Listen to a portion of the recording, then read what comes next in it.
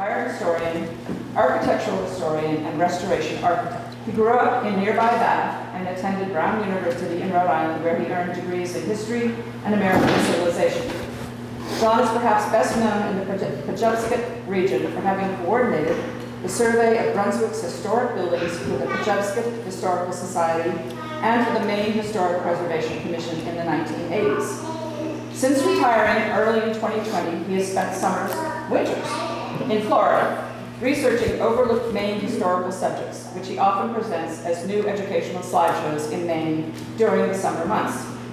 Tonight, he is going to present to us his most recent deep dive into the ways in which historical and contemporary artists have portrayed Harpswell. Please welcome John Goff. Thank you very much. Thank you, thank you.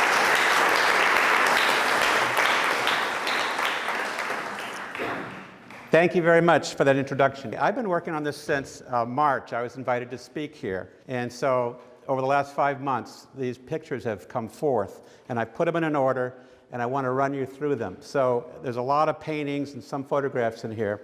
We'll start, this is a Bowie picture, and this was painted by Judy Shank, who lives in Yarmouth apparently, but she first became acquainted with the marine world in coastal Maine on Bailey Island. And since that beginning, she's become specializing in painting these beautiful buoy and water paintings, and I just love that painting. So I'm going to kick that one off. And this talk is called The Spirit of the Place, Artists and Photographers' Portrayals of Harpswell Over the Years. And this picture actually was a photograph taken from Orr's Island looking east by the late Kimball M. Page, who had a house up on Blueberry Hill Road opposite the fire station on Orr's Island, and I just love that picture. So, and this is a painting of the Cribstone Bridge that was painted by Brad McFadden. We are on the Orr's Island side looking towards Bailey's on this one. But this talk was prepared this year by me for the Bailey Island Association. And here's some other pictures to give a flavor. This is another Brad McFadden painting. This shows some folks in a tuna boat. They're pulling up a tuna fish on the starboard side there. And I think Brad called this painting, sometime by 9 o'clock a.m. they caught the biggest tuna, or something like that. That's the name of the painting. He also has this painting that shows a local fisherman shoveling out bait from a skiff down by one of the wharfs, which I just think is really an amazing, amazing painting. But Brad, if you don't know about Brad, here's my little plug for Brad. He is a Maine native. He's been sketching and drawing since he was a youngster, and for most of the past decade, he has painted full-time at his home studio on Orr's Island. So that's Brad. We're going to aim to have a 45-minute show. That was the original target. Unfortunately, as I kept learning more and kept finding more pictures, this thing got longer and longer. And rather than speak faster and faster to make up for that, we may go a little over. I hope that's not the end of the world. But I figured initially if we could go no more than 8 seconds per slide, we should be okay. So this is a work in progress, though. I want to underscore that. It's just, you guys are all guinea pigs. You're the first people to watch this, and we'll see how it works. Okay, the idea for the show for me grew out of, there was an exhibit in Portland 2 summers ago at the Maine Jewish Museum that featured the art of Robert Solitaire, Bob Solitaire, who lived over in South Harpswell in the 70s. And I happen to have known Bob back in those periods because my mother was a stone sculptor, and a lot of her stone sculpture would be displayed where his paintings were. We got to know the Solitaires quite well. Anyway, but I left this show 2 years ago wondering how many Solitaire paintings of Harpswell were done and how many are left. There's no comprehensive inventory of artists' works. You know, they're painted for a client, they go out in the world, they're sold at auction. But with the internet now, you can find a lot of these things and bring them back. So that's what I've been doing. Now, Bob was also a brother-in-law of the better-known Harpswell artist, Stephen Etnier. And Stephen Etnier was a realist. So here we go. I call them brothers in art because they shared their love of art, but they actually were brothers-in-law. Steve Etnier was born in 1903. Bob Solitaire was born in 1930. Steve Etnier came from York, Pennsylvania. Bob grew up in New York City itself. But they're both very representational artists, and I find that fascinating also because during their lifetimes, the whole traditions of representational painting really came under attack by modernism, abstract expressionism, and the whole notion that painting this needs to portray some psychological thought or color pattern. It doesn't have to really present a place. But they stuck with the realist tradition and they refined it. And then I started thinking about, well, this place is an amazing place because Harpswell is a peninsular and island-based place with plenty of picturesque parts. Everywhere you look, you see gorgeous scenes that could be a painting. This is an old inkblot representation of Harpswell. This was prepared for the, it was printed in Down East magazine a couple of years ago for the when the Harpswell anchor was getting revived. They used this as an illustration. I just love it. It sort of shows that all the land masses were random ink spills.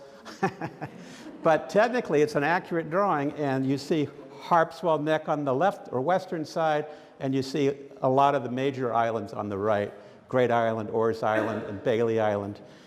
So it's both peninsular and lots of islands, and consequently there's lots of water here. And there's so much water, you got to either have a boat or a bridge to get to a lot of these places. And because these places are so coastal and beautiful, they've attracted a plethora, I love that word, of photographers and artists over the years. And so one of them, the early realists, as it were, was a fellow named Alfred Thompson Britcher. And he was from Boston, and he was associated with the Hudson River School and the White Mountain Art. And anyway, I found through the internet that here's a painting he did in about 1907. This is looking south at Mackerel Cove. We're looking at sort of the steamboat landing apparently on the east side of that cove, and we're looking south. And I just love this painting. If you blow it up, you can see a little more detail. And I mean, what's great about these kind of paintings, not only for their beauty, but if you're a restoration architect or you want to know more about how the buildings really were built, you can get a lot of great details from these buildings. Here's the same view today, and you can sort of see the land masses and the colors. A lot of that are the same, but yeah, that wharf's gone and those buildings are gone. All right, 1903 was the year the Wright brothers made their famous first successful flight at Kitty Hawk, North Carolina, and in that same year was born Stephen Etnier. And he was born, as we said, in York, Pennsylvania. Here he is as a young man. He originally came from a manufacturing family in Pennsylvania. He didn't want to go into the manufacturing lifestyle. He wanted his independence and freedom and also to be an artist. And so he really jumped into sailing and he became an avid sailor. Here he is sailing his schooner Morgana, I guess in the 1930s. So he had a beautiful schooner and he sailed it up to near Popham Beach on the Kennebec River. On the east side of the river opposite Fort Popham is this place called Gilbert Head on Long Island. And he and his first wife, Elizabeth, lived and restored this old house up there after they lived on the schooner Morgana. And so he starts doing this book came out in 1937 called On Gilbert Head, Maine Days by Elizabeth Etnier. And you can see one of his paintings on the cover of the book. And it's taken from Gilbert Head and it's looking south out to sea. And you can see he does these island scenes and all. Now, this is a little later period. This is a 1940s painting, I believe, that Bowdoin College owns now. And this is called The Sailor. It's a portrait of Stephen Etnier, and it was painted by Andrew Wyeth, the famous realist, and in the 1940s. And then it was given by Stephen's son, David Etnier, to Bowdoin, which is why Bowdoin has it now. But Andrew Wyeth, you may probably all know about him. He was considered America's painter, photorealist, just a stunning artist. And generations of Wyeths have done amazing work, especially here in Maine and in Pennsylvania. Now, Andrew Wyeth was born in Chadds Ford, PA, which is just a little southwest of Wayne, where I once lived in Philadelphia. It's a little bit to the northeast of that. But you can see over here on the west, just west of Lancaster and Columbia, is where York was, and that's where Stephen Etnier was born. So Etnier and Wyeth shared this Pennsylvania background and a Pennsylvania interest in art. And then eventually what happens is Etnier goes to New York and he studies with this fellow, Rockwell Kent, who's very well known for his book plates and his greeting cards and other artwork. And then, so Rockwell Kent actually designs a book plate for Stephen Etnier, and this is the design. The design that Kent chose shows Etnier standing on the rock at Gilbert Head. He's holding a canvas because he's an artist, that's his primary passion, but he's also holding a pair of oars because he is the sailor and he has this deep maritime interest. And then later years, Etnier himself painted this portrait of himself in the same place. Very similar painting, but no oars. Notice that. He's got rid of the oars. And also, he is starting to show you, this shows you the two masts of the schooner Morgana that he lived on the vessel with his wife before they restored the house. But so he doesn't show the Morgana in his painting, but he does show these islands that are offshore from Gilbert Head. And if you look, and you can see, here's a blow-up of the islands. And that's really fascinating to me, because I think Etnier was also a great navigator. And any good navigator, you got to figure out where you are and where the local landmarks are. And over there are these several islands that are south of Gilbert Head, and there's also a Pond Island lighthouse there. And Pond Island lighthouse is the one on the right in this picture, and it is east of Seguin Island, which is the better known one with its lighthouse right there. So this is all happening east of Seguin. And he was a realist in his paintings, but there's a starkness. I think the starkness comes from he's abstracting what he's looking at, and it's a studied simplicity. It's sort of like the Shaker aesthetic. It's a conscious effort to be simple. And he's also looking, I think, for an iconic painting, a painting that's so universally understood that it just moves people.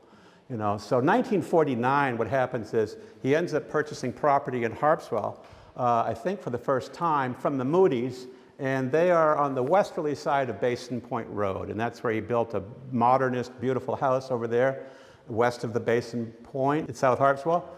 And then, so that's 49. By the early 50s, he's studying local history, and he's making paintings that are very locally, very Harpswell-themed paintings. Now, what's interesting is, so this is the Americanique house that used to stand over kind of where Potts Point is on the other side. It was a very well-known landmark. It was a chief hotel for all the steamboat arriving tourists. And what happened is by the early 50s, the steamboat service petered off. So Etnier does this portrait of that landmark. And you notice it's sort of dark, it's in the shade, it's sort of a gloomy picture. And I think that's because he's got this, he wants to express the gloom of what are we going to do with no steamboats, you know. He also does this painting in '62 on the other side. This is called Working at the Cove, and I believe this is looking south from just a little southeast of Basin Cove over there. And I just love this painting. I just think it's stunning, the way it's framed and the colors, the composition. He's got the starkness of this sort of industrial light fixture coming out of a building. He's got these rusty old 55-gallon oil drums around the place. He's got all the boards are portrayed as if to be a one-point perspective that forces your eye towards the middle and the distance. And I want to talk about that a little bit. This is a very simple way to draw or paint, is just to do a one-point perspective. You put a dot in the middle, and then you have everything converge to that one point, and you don't even worry about what's happening left or right or up or down. And you can do beautiful paintings that way. And I think that's what sort of the power behind this is, that kind of geometry, that kind of way of looking at reality. But here he is as an older man. This is a portrait that was taken by Bob Solitaire, and he's got a pipe, he's looking, you know, sort of studious, and he's in front of one of his better known paintings that shows a beautiful portrait of a lobster boat, you know, just incredible. In 1998, by 1998, Etnier had become quite well known in Maine and very respected, and the Museum of Art in Portland did a whole exhibit about him, and this was the book they put out at the time in '98 called Journeys Over Water, The Paintings of Stephen Etnier. You can still find this book through Amazon or other means, and I highly encourage you to look at it if you haven't got it already. It's a beautiful book. And again, the starkness, the sort of Wyeth, you know, surreal quality is very evident in these paintings. Now, if you also want to stick more locally, up on the mountain road we have a new town building, the town office building, and when you go into there, you will immediately encounter a lobby area, and in the lobby area there are two Etnier paintings right there on the wall to the left of the first window. And one of them has this as a tag to it. It says, Sonny Bibber's Boat, a gift to the town of Harpswell in memory of Ron Johnson. It was given by David Etnier in May of 1999. So that's the year after this big exhibit happened in Portland. The Etniers are riding a sort of a wave of recognition, and this wonderful gift is given to the town, and it's a portrait of Sonny Bibber's boat over there on the other side, and again, it's done with a sort of Wyeth-esque majesty and simplicity and beautiful lighting and all. So that was done in 55. And there's his signature on it and the date. So that's interesting to know. Now we're going to find, if we can make it through without me slowing down too much, I did find some other Etnier paintings that are sort of similar. But Etnier was related to Solitaire, and Solitaire did also these kind of architectural portraits. This was done in Bath, where I used to live, and this is Water Street looking south. Here's the actual place. There's now a butcher down there in that same area. You can see how accurately Bob Solitaire would do a building, and he got the crane and you got everything else in it.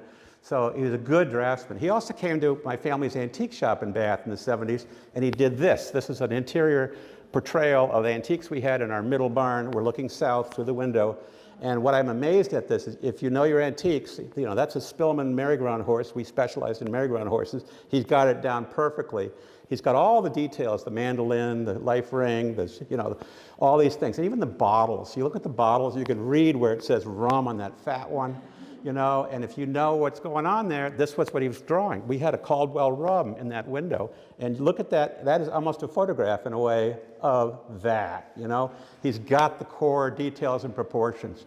The same thing in the bottle on the far right. He wrote, actually, on the next to the far right, the one with the lettering on it, says liniment. Well, I remember we had a whole bunch of Johnson's American Anodyne liniment that looked like this.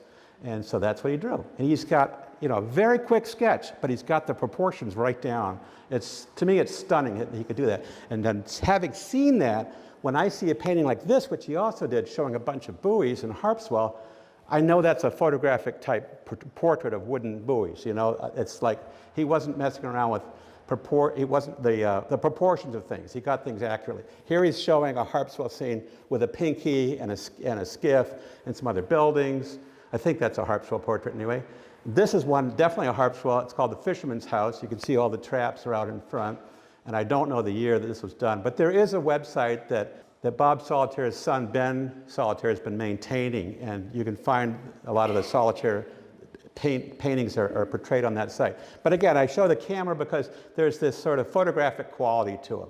And now, in pursuit of overlooked Etnier paintings, I found there are three paintings of Bailey Island, which are kind of intriguing. One is called Cove at Bailey's Island. That's all it says. And here this is a 24 by 36 inch painting on canvas. He signed it, and this is what he shows. I don't know this island as well as a lot of you people do, and maybe you could tell me where you think that might have been made. Initially I had no idea. I thought this doesn't match my sense of any cove, but what's interesting about it is the second painting of his on Bailey Island is this one we've got. I don't know the title of it, but this is clearly showing the Cribstone Bridge at the left. It's showing a corner board of the Salt Cod Cafe or Prince's store on the right. You've got a similar Stark industrial light fixture coming off of it. You're looking right over towards Cook's Lobster Pound and Cook's Restaurant at early date before those places expanded. So it is quite realist. And the third Bailey Island painting that we've located is in Pennsylvania now, and it was called Mackerel Cove. And it's a weird painting, and I think, because it doesn't show typical Mackerel Cove features. It just shows the backs of two buildings and some woodlands. And my sense is it might have been on the Steamboat Wharf side of things looking south, but I'm not sure of that. Anyway, what's interesting, you go back to painting number 2, the Cook family came up here in the late 1940s, and they established this lobster pound first, and then they did the lobster house in 1955, and they also did a motel 2 years later in 57. And here's the way this place looked probably in the 1930s after the bridge was built in 28. And you can see there was nothing on that point, really, at that point. And this is Garrison Cove. And, but now you go to Etnier's painting, and he shows right at the curve of the bridge, there's a diamond warning sign, and it says narrow bridge. Well, if you drive the route nowadays, there is no narrow bridge sign there. That's too late to learn that it's a narrow bridge. If you've got a truck full of whatever, or a boat, and you did stop, you don't want to learn about it right when you're getting on the bridge. So today they put those warning signs a good deal back north on the road, which makes a lot of sense. And this is a photograph looking south along the bridge now. This is a similar photograph that was taken by Kimball Page. And this is a picture I took showing the Cape Cod Cafe. And you can see it's a red and white landmark, red building, white corner board. And here's a picture I took looking from that spot over towards Cook's Lobster Pound. And I believe that is pretty much the same exact viewpoint that Etnier had when he was making his painting. You look at that middle lobster pound building, it's really the same proportions. Now it's kind of fun because he then shows you what the lobster traps looked like at the time in 1960. He shows you the wood skiff that was there. He shows you how the pound looked. It had, I guess, a big door, it looks like, on the water side. That's not there anymore. Here's where it is now. It's grown up with a second story added in a couple of places, and it's changed around over the years. Right after July 4th this year, I went over to Bath, and there's a woman named Pamela Shockey, who is a good artist. Here's her portrait of a more modern portrayal of the Cook's complex. I like this a lot. And there's also a Linda Pry below, is a contemporary artist living in Cundy's Harbor. And this is her portrait of that little shed that's been built out at the end of Cook's Point. So I throw these in because what's nice about this realist painting tradition is it serves two purposes. One, you create beautiful art. Two, you're documenting history, you know. So if we blow up the portion of the Cook's restaurant that was shown in Etnier's painting, this is what you get. It's a bit blurry, but you can see it was just a simple shed roof building. And so shed roofs are just a simple one-pitch roof. It's the simplest kind of roof that anybody can build. And so that's the way Cook's was originally on the far left before it grew these additional additions. It got bigger and bigger and bigger to become the place it is today. So I love this art, representational art, and it also creates believable yet iconic images. So this is a photograph I took yesterday down off the giant staircase path, looking out towards Halfway Rock and the alert coming in. I just love this picture. It's like, this is the kind of stuff that good photographers can, or any lucky photographers can record sometimes. And also, it's what good painters, I think, ascribe to, a realism that's also kind of moving in a way. Now this is a book that came out a few years back. It's called Harpswell, Sea and Land Through the Lens. And Bill Snellings was the primary photographer. Bill lives on Orr's Island as well. This is a blow-up of one of his that shows Halfway Rock again. But if you really want to see a painter's view of Halfway Rock Lighthouse, Edgar Comey did a beautiful painting right here, which I just think is stunningly gorgeous. And this is another Bill Snellings looking out over the West Harpswell from his house on Orr's Island. And then we're going to go through a few other paintings here. This is another Bill Snellings portrait. This is a wintertime shot from Bailey Island. And you're looking at, like, I forget what he called it, smoke, I guess sea smoke. He said it rises in the wintertime when there's a huge difference in temperature between the water and the air. But if we're looking from the path that goes to the giant staircase, we'll look south. This picture comes from the Encyclopedia of Maine entry for Bailey Island. This is what they show you. And it's iconic. It's beautiful, you know. And so if we get down there closer, I went down there yesterday. This is a modern view of the same building. I'm sorry to say it suffered some damage from the recent high waters in January. I was just told this evening they lost the whole front wall, got caved in, and they've had to rebuild a lot of things down there. But it's a beautiful colonial revival / shingle style gambrel roof summer cottage. And it's just gorgeous. And here's a painting of it that was done by Dan Steiner some years ago. He was also an Orr's Island-based artist from Pennsylvania, and he did these beautiful renderings. Here's another photograph of it, an aerial photograph of it. This is a portrait of that house and the adjacent Spindrift cottage done by Brad McFadden. I love this painting. I just think this is great. And I love how the lobster trap on the lawn sort of mirrors the gambrel roof of the houses. You know, it's kind of clever that way. Here's a photograph of the same spot. I was down there yesterday and took this one. So you can see it's very realistic. You know, the window boxes aren't there right now, and there's a car that's moved in on the left. But other than that, it's pretty much it's the same spot, you know. And spindrift, I didn't realize till I looked it up, but it's actually a term, the spray that's blown from the crests of waves is what spindrift is. So that's kind of cool, and I found that a lot of the cottages down here all had these maritime referencing names. So, but we are with the Bailey Island Association right now, speaking of waves and surf and all that. I don't know if you've analyzed the seal yet, but I sort of figured out, I think what they're showing is Pinnacle Rock. This is a local sketch, probably done in the 1960s. And so the pinnacle means a high pointed piece of rock. It also means a successful point in like the pinnacle of someone's career. But it was the name given to this geological formation down on the back shore of Bailey Island years ago. And here's a circa 1910 postcard that shows the rock in its proportions as it was back then. Now, one of the good artists we'll be talking about locally too was Alicia Stonebreaker, and she did a series. She had a studio in Brunswick, and she did a series of paintings of Pinnacle Rock. Here's one of hers. If you look at it, it almost looks like she stretched it to make it a little taller, you know? but it's a beautiful painting, and she captures the vitality of the water and the crashing surf pretty well. Another one of hers is this one, and she's put a fisherman down there fishing off the rocks at the base of Pinnacle Rock. And I just love that painting. And here she is on the left. She was a good portrait artist as well, and she did people. Here's her portrait of a little girl next to the little girl who was the subject. And you can still buy some reproductions of her work down at Land's End at the extreme south end of Route 24. Now, another good portrait of Pinnacle Rock done at a later date was this watercolor done by Jim Elliott, who was also a very well-known Maine artist in the 60s. And this was a later portrait of the stone. You can see it's become shorter. The rock eroded. It got knocked down a bit over the years, which is too bad. But Mackerel Cove is another iconic place. This is Vivian Wixom's portrait of Mackerel Cove looking south. It's kind of what you see right out that door right now. It's a beautiful spot. There's the same picture taken from the field. The postcards from the 60s show smaller boats, wooden boats, and they also show other things that are going on. There used to be a Skilling's Boatyard on Lowell's Cove, and you could see it in the old postcards peeking through. And since there's been more building up on Abner Point, but the cove is still there. It's an ancient place, and it's been a fishing place for years. This is a portrait of Glenn's Lobsters on the west side of the cove with a dory in the front. Joan Cart is apparently from Phippsburg. Here's another Brad McFadden called down at Abner's Wharf, so Abner Johnson's wharf down there. This must be he must have been working off an old photograph though. You see the old gas pump, I don't think they've had that in recent years, but it's a beautiful painting. This one he did called Pete's Skiff for Pete Rogers. This was Pete Rogers' skiff. This is a Forrest Orr painting that was exhibited last summer by the Harpswell Historical Society.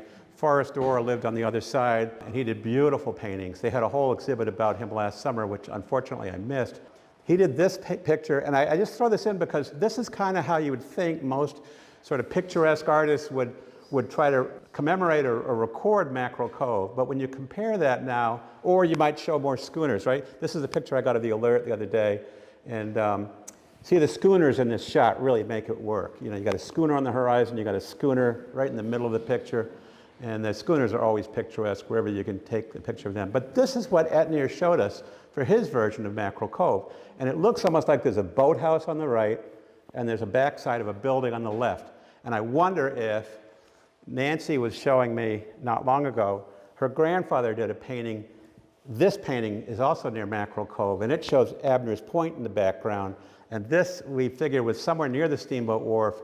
On the back side of the painting, it says Claude Johnson, Bert Sinnott, Fish House, circa 1933. So I'm wondering if maybe the back side of some of these buildings is what Etnier was picking up. I'm not sure. But would be the famous Nubble. This is a recording of the Nubble done by the artist Susan Torsiglieri, who lives on the other side of Harpswell now. So those are all kind of classically picturesque subjects. You can see why they attract artists and they produce beautiful art. If you go and look more holistically, though, at Harpswell, Harpswell really begins on this side, north at Gurnett. And Gurnett is beautiful in itself, too. I used to live up there for some years. My mom had an antique shop by the bridge. That's where the water interface happens. It's also where this welcoming sign happens. The original painting from which this sign was produced by Douglas Bain, who I'm very pleased to say is here in the audience tonight. I love Doug's artwork. This is a very beautiful shot of waves crashing and curling, and it's a glorious sign. That art greets you right when you come in onto Great Island. And when you continue on to Orr's Island, you'll find more and more. You can find Doug Bain's gallery on the north end of Orr's Island, and Doug's been a strong supporter of the Harpswell Art and Craft Guild, and he allowed me to photograph some of his paintings in his gallery. This is a Little Harbor Driftwood. Oh, wow, that is stunning. And then he's got some marine mammals and some wonderful coastal shots here. We got seals on the rocks, and yeah. So anyway, I was thinking from seeing the quality of Doug's work and knowing about the other work we've been studying here, Orr's Island really could present itself as a kind of epicenter of Harpswell's art community today, because you've got Doug at the north end, you've got Brad McFadden still working closer to the middle of the island, and you've got artist and photographer Steve Black at the south end. So there's just a lot of art around here being generated on this island every day, and I think that needs to be factored into the equation of what makes this place so special. Here's a shot I took of the Union Meeting House up by the graveyard, and I just think the architecture and these coves are just gorgeous. This is another view of Lowell's Cove on Orr's Island, and it shows there's a little fish house on the left side of this picture that drop down. Here's another picture of some of the fish houses on the right-hand side, little buildings on the right side or the west side of that Lowell's Cove. And there were these sort of twin buildings that Dan Steiner recorded in one of his paintings that subsequently have been both removed by the high waters. And so this building is there no more. And if you go to that cove now, you can find this sort of little sad fishing float with some buoys on it and a boat on it. And below it up, though, the colors associated with the fishing industry are so bright and bold. I think that's one of the other things that attracts artists, because it's like if you want a really colorful painting, just look at the colors that are around you. They're just stunning colors. Now, a few doors further south, you can come in south of the post office. The Gibsons have some studios there, Robert and Catherine Gibson, and he does more intuitive paintings or non-representational paintings that are still beautiful. His wife does gorgeous pottery. And then a little south of that, on the east side of the street, you can run into this Island Candy Company. I recommend you go in there, not just for the candy, but this is right now the best place in all of Harpswell to go if you want to study Dan Steiner's art, because she just bought a lot of the stuff, his materials from the family. So Dan Steiner was this other good artist who died 10 years ago in 2014. And he was known for his watercolor seascapes and his landscapes. And he was a graduate of the Art Institute of Pittsburgh. Here he is. This is some of his paintings. He did the Cribstone Bridge looking north. Here's looking down this road right out here near Mackerel Cove, the Abner Point Road. Here's a modern photograph of the same thing, and I'm pleased to say the conservation of this field, the Johnson Field, has been a high priority of the Bailey Island Association since its inception, and I think we have to all be very grateful that that was preserved. I mean, this could have been lost to market forces years ago, but diligent effort on a lot of people saved it, and it's quite a resource. But here's another Dan Steiner showing lobster boats and seagulls. And oh yeah, so that's Dan Steiner. He's no longer with us, but his artwork continues. Now Steve is still with us, and he has an art gallery in the Captain Morrill House on Orr's Island. And he is best known for his artistic photographs. And he did a bunch of sort of local pictures here of, we just saw some buoys and an oar. And this is a picture of a house that's no longer with us down by Mackerel Cove, and a tree that used to have a swing on it. That's gone now too. He loved lobster buoys. This is Aldi Lehman's lobster buoys on Orr's Island. Now, Aldi Lehman was a very well-known sword fisherman who helped launch Greenlaw as a sword fisherman, launched her on her career. But this is the name of Steve Black's gallery. He has this full circle gallery next to his building. Here's the building. You've probably all driven by it a million times. Definitely recommend you go there and see it. It's also called the Arts Place. And here's Tom Brudzinski, who did the artwork for the sign, Steve told me. And Tom is an artist with an architectural and a planning background who does a lot of fun stuff. Tom also did this beautiful little rendering of the house itself. I just love this rendering. I think it's great. And this is a photograph I took of the stairs that you can see are on the right side of the house or on the south side of the house. That's the picture of what you actually see as of a few weeks ago. But this is how Brad McFadden recorded that. Here's what's really there, and here's what he sees and records. And you can see he's sort of boiled it down to the geometries, you know, and the colors and the geometry and the proportions. And it's pretty, I like the way that's done. Steve is also he's the master of beautiful Victorian porches, fitted out with nice Victorian furniture. He's got this platform rocker on the back porch, which is fun. He also did this wonderful photograph showing a rocking chair on a porch down at Driftwood on the back shore. So this is one of his art photographs, which I just think is stunning. And this is another portrait of the house that Steve Black now owns. This was prepared by Edward Cusick, who has a gallery here on Bailey Island. And Edward Cusick's gallery is found sort of right where the Garrison Cove Road or the Cook's Lobster House Road meets the main road. And if you walk that road, these are some of the things you can see on that site today. You can see the Cook's Lobster House sign. You can see a big lobster as a weather vane. You can see the red, white, and blue colors of the lobster pound. You can get a glimpse of sailboats going down the bay. And then you finally come to his little gallery, which is this little garage building, which is right there. It's called Islands Art, and Ed does this really nice portrait of a lobster boat puttering along, and he's a good painter. He also did the painting that is used by the fire department now for their thank you notes, and he did this one of the, I think this is down near Driftwood also. And he did this one of the Nubble. So Ed's a really good painter, and I'd say keep watch for what he does in the future. But there's a lot of color on these islands, and you can just see wonderful things as you go around. Not far from Ed Cusick's gallery is this little ceramic garden ornament item, which used to be at Cook's Motel years ago. I just love the colors of it. Also is Briar Ledge, which is a historically significant spot because the Briar Ledge building was originally called the Smith Villa, and it was the home, the summer cottage of Xanthus Smith, who was a very well-known Philadelphia-based marine painter who did gorgeous things. Here's a picture of Briar Ledge and the Smith Villa when it was the only building around down there, and there was no other buildings yet built looking north. This is some Xanthus Smith. He did a lot of Civil War marine scenes and ships portraits. He also did ones of sort of wrecked ships that are still sailing. This is one of his from 1892. This is one he did of Mackerel Cove. There was a little shed roof building in a dory, and the shed building was sort of tipping. This is a scenic done by Xanthus Smith. And this is another one he did of a little Nubble-like building, and then he did this great one of a lobster. So, I mean, he was doing local pictures too, as well as his famous ones. Now, a couple ones I want to show you of the Cribstone Bridge. This is one that David Pierce did. I think he's an English artist, watercolor. This is a really nice one. And then there's a Joy Nichols, is a little more playful, and another portrait of the Cribstone Bridge. So the Cribstone Bridge is obviously iconic. And here's a photograph of the Cribstone Bridge that Kimball Page took from the other side of Harpswell. And I just love the fact that you can see the transparency of that bridge right through the bridge. You can look right through it. It looks like a geometric patterning. And so anyway, I'm thanking the people that allowed me to photograph some of these images. And this is another Brad McFadden looking north up Mackerel Cove at the Glenn's Lobster building. And then if you look at the north side of Mackerel Cove today, you can kind of end over on the right-hand side. You see a red roof building. I have to wonder if this might have been the model or the inspiration for this stunning painting that Brad did of a red roof, similar building with similar windows, similar proportions. This one, he's done a more dreamy interpretation, and it's overlooking a body of water, but it's a nice building. This photograph was done by Kimball Page, as was this, showing the Alert. And the Alert has also been recorded by Elena Cronin, does beautiful watercolor art on Bailey Island.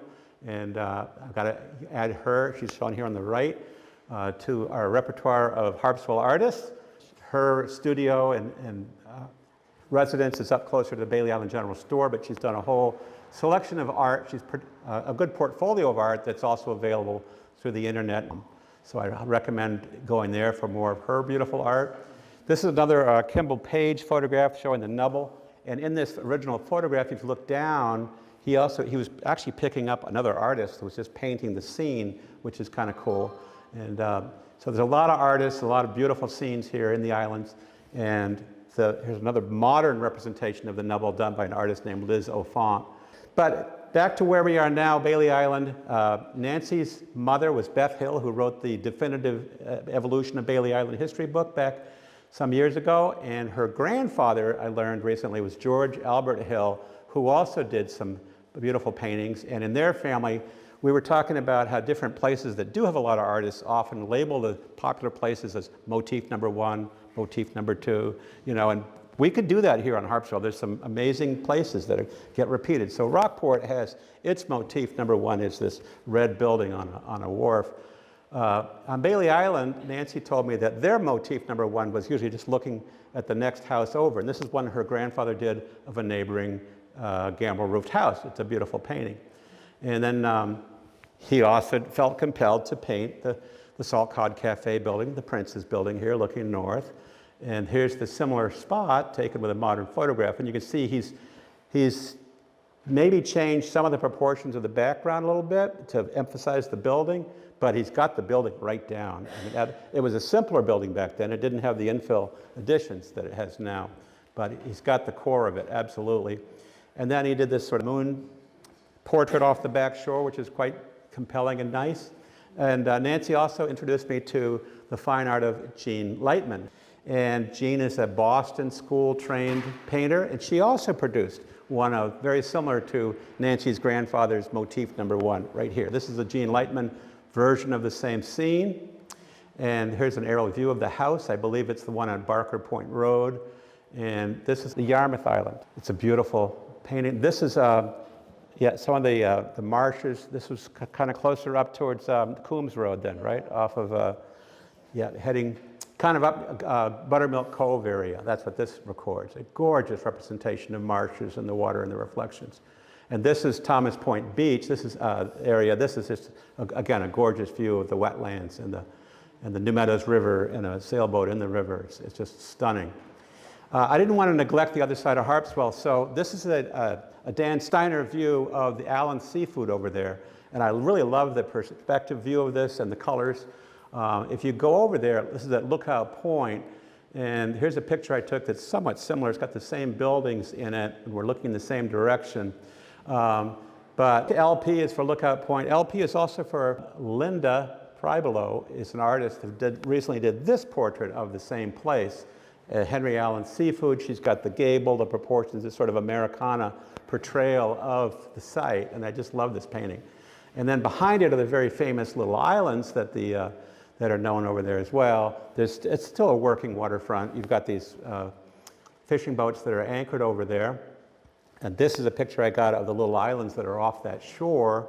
And if you look at what Kathy Feely did a beautiful photograph of the same view, which I purchased this next picture right there last September. And I just think this is a stunning view. This is a sunset view of those islands at Lookout Point. And if you look at what I photographed and what she photographed, obviously they're very similar, the tree pattern. And then you look at what sort of Linda's doing. Linda's doing this with the same scene, and you can see she's really got it down. She's got the proportions of all the trees and the islands really well. But boats have also been obviously picturesque and compelling. This Kimball Page photograph of two colorful boats, Harpswell boats. Jan Robertson, she does a lot of pastels. She's also done boat pictures as well as other local scenes. Another, if you want to pick sort of classical motifs, not only the bridge, but these three cottages that you see on the south end of Orr's Island, you could almost call the Three Sisters. It's a classic composition. And this is a picture I took of it, another picture of those three buildings with a fishing boat in the foreground. There's an artist named Susan Rue in Portland who has a gallery, and this is her painting of those same three buildings.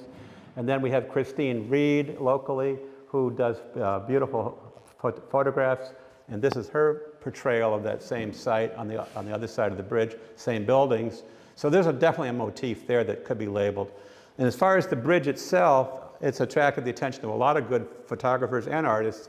Benjamin Williamson is one of the best, and his photographs are also now being sold at Land's End. Here's his view of the moon underneath the bridge, which is a great shot.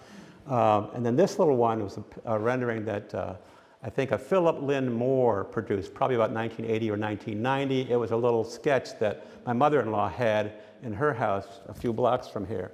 And you can see that, again, the bridge, you got the Prince's store, and you got the lobster boat coming through, and the three buildings on the right. So it's very nice. Here's a photograph by Kimball Page showing coming through that bridge from the east side heading west.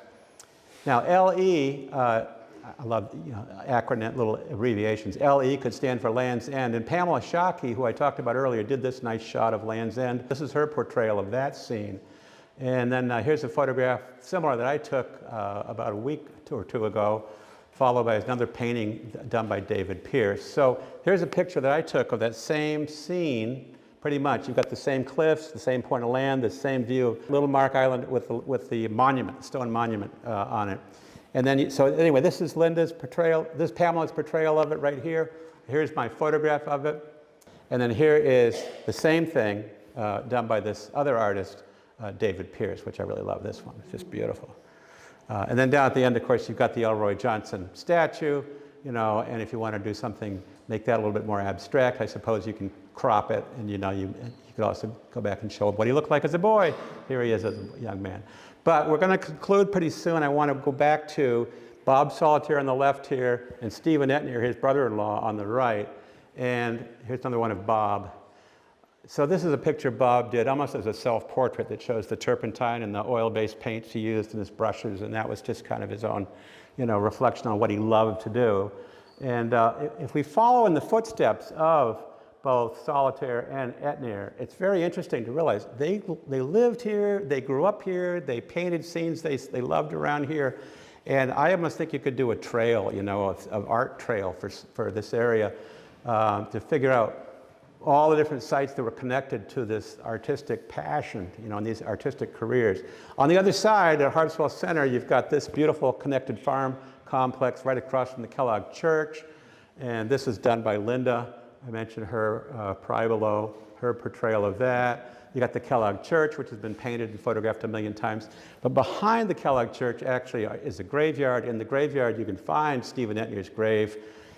Here's a detail of his gravestone I found the other day. Parts of it are hard to read because it's got lichen growing on it. It's a granite slab. Here's the actual full slab today. But look what he did. He chose that bookplate that Rockwell Kent did for him as the etching on the stone, which I think is really quite telling.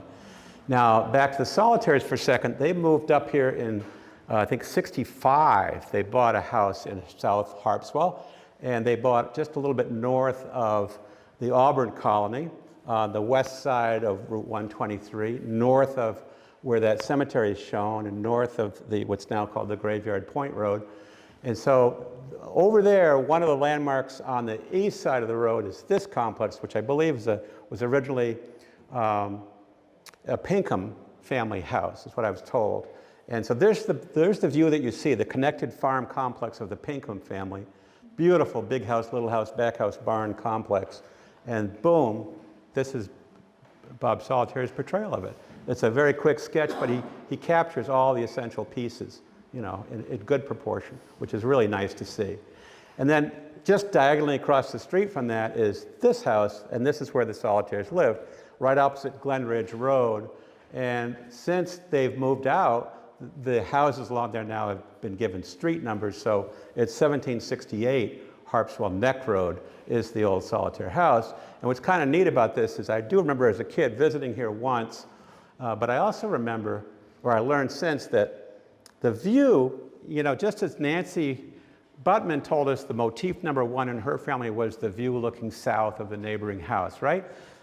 This is what Bob did. The view looking south from his house was this other house that, you know, on a misty day looks kind of surreal, and it kind of has nice geometric compositions and beautiful lighting, and on a clear day you can see the water in the background. He got mesmerized by this scene that he saw every day of his life. And so he decided to start sketching and recording it. And what we have actually, courtesy of the Solitaire family here, there's 3 different images that show the same piece of art being refined at 3 different times. So here's a sort of sketch version of it. And then here's he's starting to bring in some color, right? You got the same basic pieces. He's brought in more color. He's made it a little more abstract now. He's done away with a lot of the utility lines on the neighboring houses. He's just getting the house in its setting. And then the final artwork that we actually ended up with, the final artwork of it, which is here, which is kind of cool. I love to see the progression on how things go from a sketch to a refined colored sketch to a finished painting, you know, and that is just so exciting for me to see. He did that in 1966, apparently. And then I got from his son Ben that they lived in that house neighboring to where I just showed until about 1977.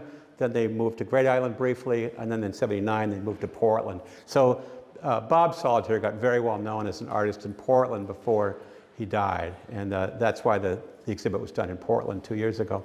But if we go back to the Salt Cod Cafe and we're thinking about Etnier for a second, here's the building, the Salt Cod Cafe, Prince's store, as you've seen from the water, the west side of that building. Here's the view from the south that I took this picture a few weeks ago. And then this is the same view that Linda Probulo got, that she recorded in her painting. And you can see it really is good. She's got all the pieces pretty much right down, and she's got the colors beefed up to make it more stronger, you know, and it's just a beautiful painting. Here's again the front of that building, the way it looked to me, taking a picture of it, you know, about a week ago. And what I like about this is, as you walk around this building, there's no historic plaque yet, but you could have one that said on the corner, right up there, the northeast corner, you could say, Stephen Etnier was here, he painted a painting here, and the way we can prove it is, here's the painting he painted. And when you look at this, you blow it up, what's fascinating to me about it is, it's the place. He's got it right down. There used to be a phone booth right in the corner, and he's got the phone booth, 1960 phone booth right there. It's aluminum, it's got the red panels. You know, there used to be rusty 55-gallon drums. He's got that. They used to have this sort of spindly industrial light fixture coming off the building. He's got that. You know, it's a view, it's a simple view, but he's got enough. He's framed it really well with, you know, elements around it, and he's focusing your attention on the main scene. It's a beautiful painting. It's an Etnier original. And that's kind of cool. When you look at it now, I went to take the same spot. The only real clue that tells you that is where you are, the stone wall is still there, you can see it. The phone booth has gone away, but that red building with a white cornerboard, it's there. Now the alert was going by when I photographed it that day, and it kept going, and other people were starting to photograph the movement of the ship. So we're very lucky that the alert has come to these waters. Now Etnier loved not only the scenes of the water and the islands in the water and the buildings. He really loved looking out to sea, and he loved the islands. I love this picture. I believe it was painted from over near Potts Point, and I believe that's Eagle Island in the middle. And I propose that because Eagle Island is part of Harpswell. And I took this picture. This is showing Eagle Island on the left. And if you blow it up, you're going to see it also has, that's the famous Admiral Perry House right there in the middle. But if you look at the overall proportions of Eagle Island, it kind of looks like an airplane wing, and that's what he often, Etnier would do this sort of airplane wing island next to a couple other ones, and I think what he's showing is Eagle next to Flag, or Eagle next to some of the other islands that are over there. But he really focuses on Haskell's Island, which is just over there. And Haskell's Island, if you go to the end of Graveyard Point Road, down where there's a beach now, there's a public landing down there, and you look south, this is what you see. You see Pinkham Island over there above those boats. You see Haskell's Island in the middle with this very distinctive three-part humpy profile, and then you've got the Hurricane Ridge of South Harpswell over there on the right. That's what you see. And Etnier was here a lot, and he loved this spot, and I'm told he came back again and again and again to do a series of paintings. And so here you go. Memorize this. This is the Haskell Island appearance. And it's just a beautifully picturesque composition. Now, look what Etnier does with that. Whoops, there was this boatyard in the front of it called Bibber's Boatyard. And he loved the play of the island as a constant, and then all this activity in small buildings happening in the foreground due to the boatyard operation. So we found about 8 paintings he did of this area. And one was called Inside Haskell's Island. He did it in 1969, and there you go. There's your Haskell's Island in the back, and you've got your little Bibber boatyard buildings up on stilts, accessible by a walkway with no handrails, which is compliant with the safety standards these days. But that's what they had, and then these various platforms and floats and other structures where they would do work. And so he got this series of just beautiful images. And this is Bibber's Boatyard in operation, I guess in the 1960s. And I love these paintings. And I propose that the wonderful painting that was given to the town, that's at the town hall right now, was originally part of this series. This is the other paintings that he did of the little Bibber Boatyard buildings and the activities around it. And then you've got the Hurricane Ridge over there on the right. And it's just some great colors and great compositions. Just very fun stuff. And then this one, which is all very similar to the one we just saw that hangs at Town Hall. So this is, again, more of the Hurricane Ridge buildings. And I bring all this up, too, because I see also a parallel between what was built here over at Bibber's Boatyard and then what was once operating over here on Skilling's Boatyard. And I remember I remember hearing from the Skilling's family that one of their chief jobs that was done at the Skilling's Boatyard was the building of the yawl boat for the Victory Chimes in 1964. The Victory Chimes is like a landmark schooner. And here's a picture of the yawl boat for the Victory Chimes. And I was told that Linwood Bibber was one of the chief designers and builders of that vessel, and that he came over daily from Bibber, from the other side, to work on this project. So I think you got to look at Harpswell not as a divided community, but a lot of parallel waterfronts, and they all interact like puzzle pieces. And Bob Solitaire did also this series of beautiful house portraits and church portraits. This is a view I took of the Baptist church on the other side. Here's a painting that he did of the same scene that Bates College now owns this painting. And you can see he's got it right down, everything is just right, really. Beautiful painting. And then another sketch he did that's similar to that same scene. He's got the bell recorded at its angle. When I took my telephoto lens and photographed that same bell and that same belfry, there it is. It's exactly that same angle, just about. They've since added a little gingerbready thing up there, I guess, to keep you from falling off if you go up there. But that's the real thing, and that's the paintings that Bob Solitaire did of those. He also did this one, which I think is a complex off the west side of the Basin Cove Road. And Google Earth gave me this picture. I forget the name of the farm over there. It's a very well-known farm, and it's just a beautiful complex. And I believe what Bob Solitaire did was just look at the right side of this and focus on that, and take that as the core of the house portrait, and then bring in all the greens and do a wonderful job. This building, I'm told, was just torn down recently, unfortunately. This was the Wadey Bibber house. Whoops. And the Wadey Bibber house is just a little north and a little west of where Bibber's boatyard was, and it's right where the road over there took a sort of a fairly sharp turn. And here's the portrait that Bob Solitaire made of the Wadey Bibber house when it was in better shape. So nice. These are real buildings, you know, real people were involved. There's also still to this day, there's an Estes Bibber Salome Moulton house, which is here. And this is very close to where the Bibber's boatyard used to be. And you can see it's a hip roof colonial revival house from the early 20th century. And originally had fairly small windows. Recently on the south side, it's been opened up more, which makes sense. You're right on the water. And this is a similar view that Bob Solitaire recorded probably in the 70s or 80s as his house portrait of not just that one house where the artist Anna Salome lived and painted, but also the adjacent buildings in the area of right around the Graveyard Point Road. Here's Anna Salome, who was an artist. She just died recently. And here's one of her paintings from that side looking over at the Pinkham Island, which is really nice. So we're getting back to Bailey Island now. What's interesting, I think, is that this island was for years and years treasured as being a wild place where the ocean crashed against the rocks, and the thunder hole on the back shore and the giant stair sort of personified that. And so after the Senates gave the giant stairway to the town and to the public, it's attracted all sorts of artists that go down there as well. And Fred Waugh and his family were down there, and they did some, here he is. He was a Philadelphia and New York-based marine artist who did gorgeous water seascapes. And these are some of his paintings that have been, these images have been lent to us by some family members, and the giant stairs. And then I want to just conclude with Joe Goldman has taken some pictures down there which are also stunning, that show the power of nature and the beauty of nature. And that's that. So thank you very much for your time.